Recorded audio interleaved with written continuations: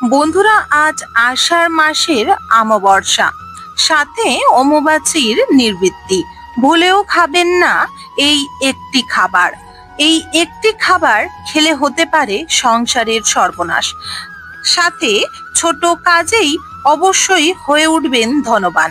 কারণ আজকে এই ছোট কাজেই ধন কুবেরের বিশেষ একটি মন্ত্র দ্বারা পুজো করলে হতে পারেন আপনি ধনবান এবং আপনার ভাগ্য উন্নতির পথে এগোতে পারে।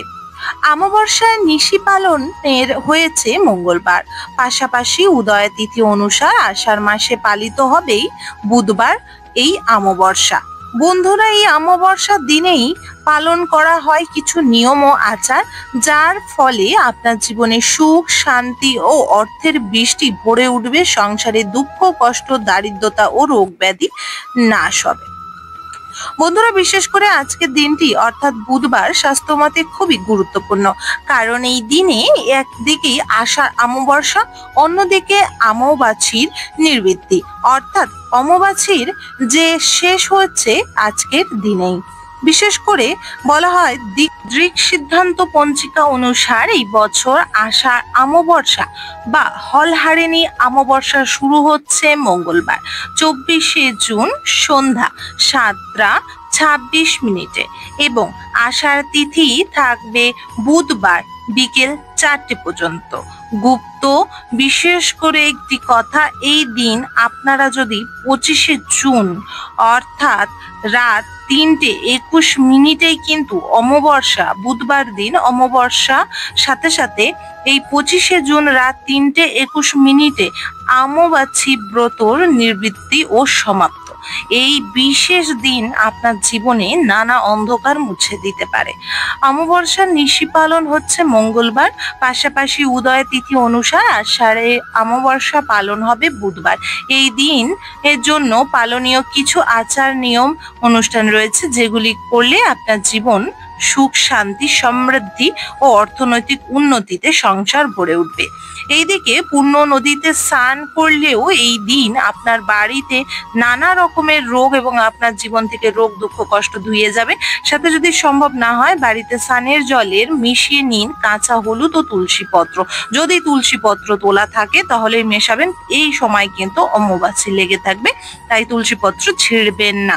যদি সেটি সম্ভব না হয়, কালো তিল দিয়ে আপনারা কিন্তু স্নান আদি সারতে পারেন। স্নান করার পর অবশ্যই দান করুন, এটি খুবই গুরুত্বপূর্ণ। আপনার সামর্থ্য অনুসার আপনি কিছু দান করুন।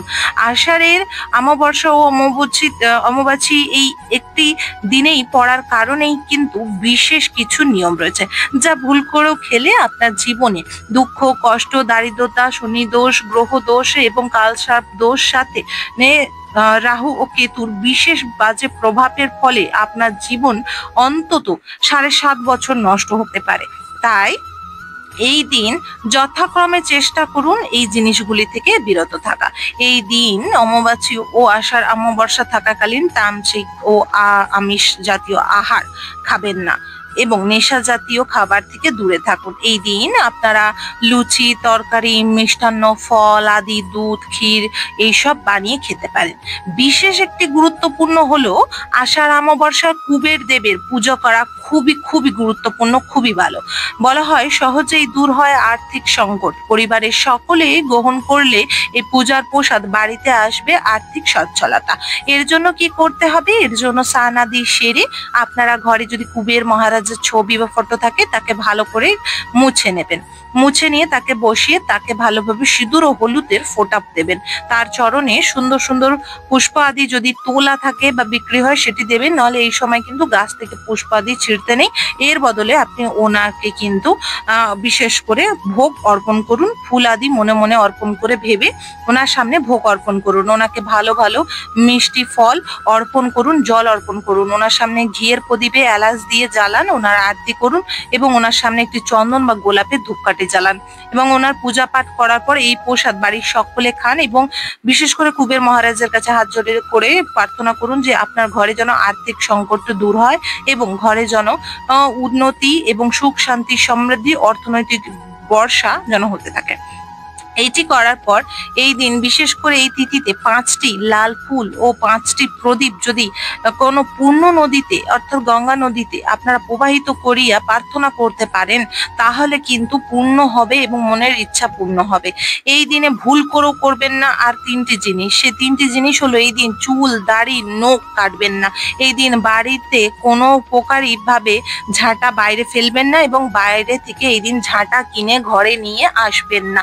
এই দিন যে জিনিসগুলো খাবেন না তার আপনারা জেনেই নিলেন, মাছ মাংস ডিম পেঁয়াজ রসুন এবং নেশা জাতীয় দ্রব্য।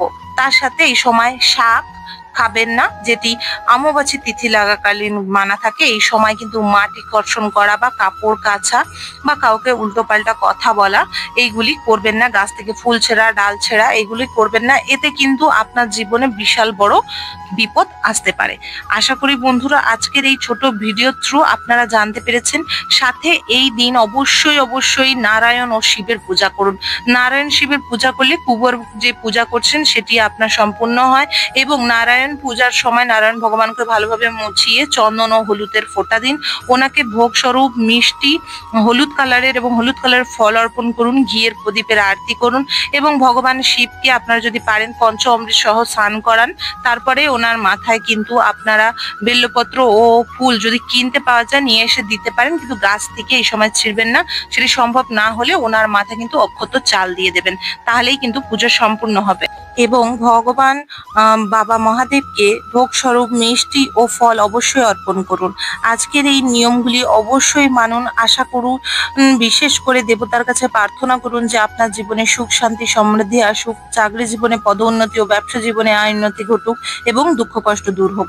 যদি আশেপাশে নদী থেকে থাকে অবশ্যই প্রদীপ আপনারা গিয়ে প্রবাহিত করতে পারেন। এই দিন গঙ্গা জলে স্নান করা অতি ভালো। এই দিন মহাদেব, এই দিন কুবের মহারাজ ও বিশেষ করে নারায়ণকে পূজা করবেন। এই দিন আপনারা আশেপাশে কাক, কালো কুকুর এবং কালো গরু থাকলে তাদেরকে অবশ্যই খাওয়াবেন। পাখিকে জল ও দানা অবশ্যই দেবেন, এতে আপনার শুক্র গ্রহ মজবুত হবে। এর প্রভাবে আপনার জীবনে অর্থনৈতিক উন্নতি ঘটবে এবং ঈশ্বর আপনার উপর কৃপা দৃষ্টি ফেলবে। এই দিন ঘরের সদর দরজায়, যেহেতু অমাবস্যা তিথি ও অমাবাসী চলছে, এই দিন অতি মারাত্মক, যারা তন্ত্রক্রিয়া করে নানা রকম ক্রিয়া করতে পারে আপনার ক্ষতির জন্য। এই সময় নেগেটিভের যে প্রভাব সেটিও বৃদ্ধি বাড়ে।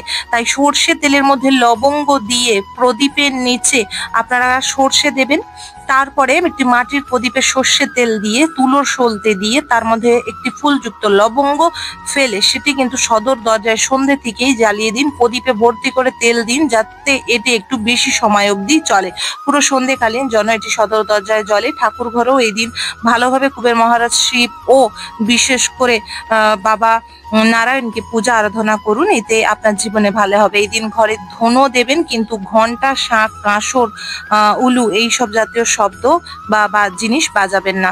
আশা করি আজকের ভিডিও তথ্যটি আপনাদের ভালো লেগেছে। যদি ভালো লেগে থাকে অবশ্যই চ্যানেলটিকে সাবস্ক্রাইব করে নিন। কমেন্ট বক্সে জয় বাবা নারায়ণের জয় অবশ্যই লিখবেন। বাবা নারায়ণের আশীর্বাদে সকল বিপদ উদ্ধার করবে। এবং বিশেষ করে যারা এখনো চ্যানেলটি সাবস্ক্রাইব করেননি তারা চ্যানেলটিকে সাবস্ক্রাইব করে রাখুন আপকামিং পূজা পাঠ, তন্ত্রকথা, জ্যোতিষশাস্ত্র, বাস্তু টিপস, টোটকা উপায় দেখার জন্য।